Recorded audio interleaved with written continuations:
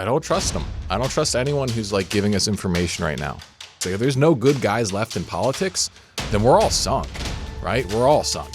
I think a lot of guys are just afraid to voice such opinions because they don't want to be called out. They don't want to have people mad at them. But like things are getting bad. Like they're getting like bad. You need to figure out where and in what way you're willing to start sticking your neck out and speaking up. Because if you wait too long, well, then you're going to be sticking your neck out and potentially getting it chopped off. Yeah, there's a lot of weird stuff going on in the world today. Well, we had the whole Canada thing. We didn't really, our filmings were right between that, so we didn't get to see and talk much about that wonderful dystopian nightmare of a scenario. Yeah. So, I mean, hopefully all of you guys have kind of caught that. But now, Ukraine and Russia are in a war. And to be quite honest, like here's, I talk a lot about like dopamine detoxing and things like that. But there may be times where you can go a little too far because like I have no idea what's happening over there. And as a entitled American, my education, which actually was generally pretty good, it didn't really cover much about that part of the world. Like I got good American history, had some like European history, kind of like a little overview of the world, but I have no idea the history between Russia and Ukraine, and frankly, I just haven't had the time to really get up to speed on it. But I did see something that kind of seemed to encapsulate my feelings, and I wanted to share this with everybody. It was from a guy named Cecil Charles, the guy Cecil Charles tweeted it, but it's by this guy, Neil Oliver. I put it on my Twitter page, but here's what he had to say. Well, we'll just watch a little bit of it, but I thought it was it just caught my sentiments well. I'll be honest, I don't know what's happening in Ukraine. I don't understand it either. I ignore most of the mainstream media because I don't trust it. In the Wild West world of online, where I graze widely, it feels like there are as many different assessments and explanations of the situation in Ukraine as there are people with keyboards and phones. What I do know is that truth is rarer than gold and therefore harder to find.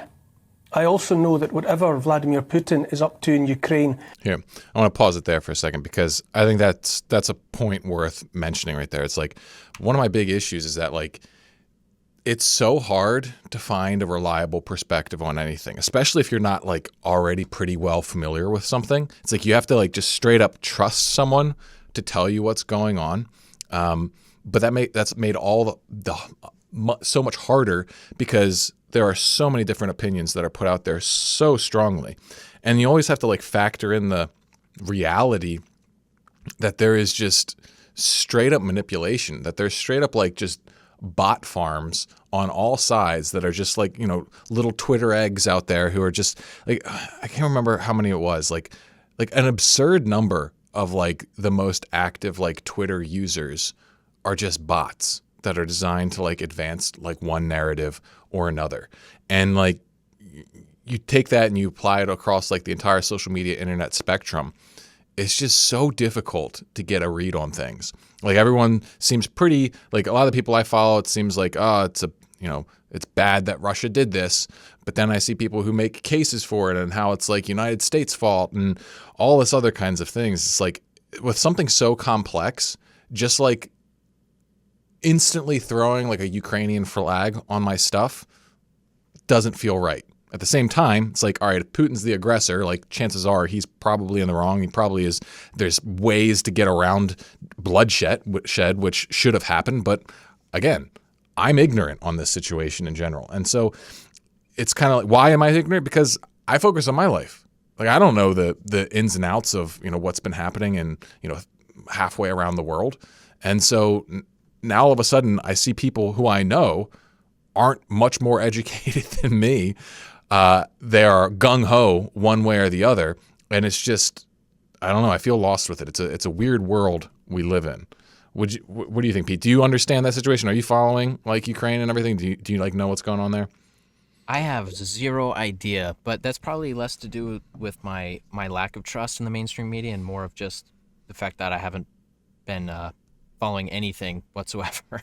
Right? Because you've been like working and like doing stuff, and it's just anyway. Yeah, just a little more of this. The West must accept responsibility for a share of the blame for what is now being suffered and endured by ordinary people there. Whatever Putin has done, whatever NATO and the governments of the EU have done, and I say again, I don't feel anywhere close to knowing what's been going on and what is going on.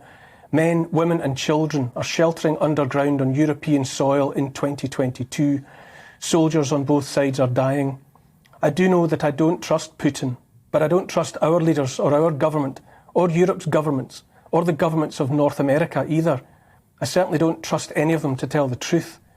Crony capitalism, in one form or another, has seen governments and corporate entities, some corporates so vast they have more clout than nation states anyway, slide into bed together for the making of profits and the keeping of power.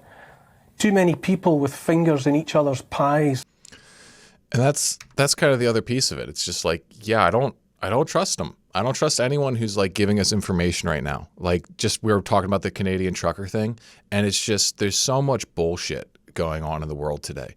And I think that, like, to bring it back, like, we're not a political channel or whatever, but to bring it back to making a point here relevant to us is that I think for so long the idea is like, who would want to be a politician? Oh, you'd have to, either be a power hungry maniac and like morally bankrupt, or you'd have to be crazy.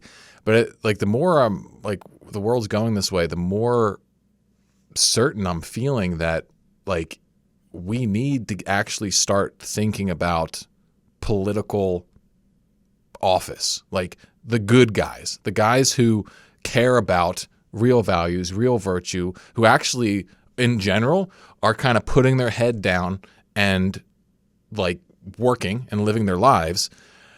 I think that at least a segment of us need to start thinking about potential political aspirations in the future. It's kind of like you think back in the day, who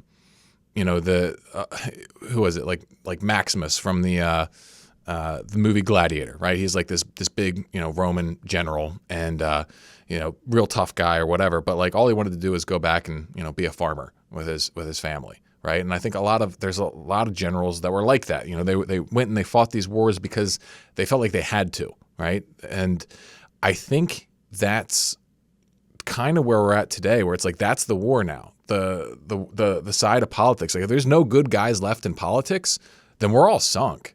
Right. We're all sunk. And so much of what this man versus world thing is going to be about is like, well, what the heck can we do about it? And so gaining positions of power, gaining positions of influence is something we can do about it. And also learning how to speak up when we know we can speak about things. But so often, I don't know, it's like I felt pretty comfortable. I felt like I could, make some comment about the Canadian trucker situation because it was much more close to home, something I could really have an opinion about. And I think a lot of guys are just afraid to voice such opinions because they don't want to be called out. They don't want to have people mad at them. But like things are getting bad. Like they're getting like bad. And unless you're willing to start standing up for what you believe is right and speaking out publicly, well, then things are going to get impossibly bad to the point where they can't go backward, right? We're approaching that point where if like the good guys who are able to see what's happening don't do anything about it, don't speak up loudly enough, then we're all screwed. So please, like this is kind of a somber opening to this show, but I guess that's the big point here is that no more being quiet, no more being passive, no more just like letting the crazy stuff happen and be like, oh, well, look at that. Isn't the world crazy? It's like, no, stop. Say something about it. If you see something that's wrong, say something about it. Like, I'm sure we'll be getting into plenty of controversial issues and stuff like that here on this show, but that's the general tone. There's a book that I read most of it, or I can't remember how much I read. It was years ago, but it was a book about the fundamental like failing of men. It actually goes all the way back to Adam, and the book is called The Silence of Adam. And the point being made was that the reason for the downfall of man was that Adam did not tell Eve that what she was doing was wrong by taking the apple. He was just kind of passively, let it go and, took a little bite and like that sort of thing. And like, you can look at that as the crux of, our issues in humanity. It's like, if you do not say anything, then you are bringing about the downfall of humanity. And so you need to figure out where and in what way you're willing to start sticking your neck out and speaking up. Because if you wait too long, well, then you're going to be sticking your neck out and potentially getting it chopped off. So don't let it get to that point.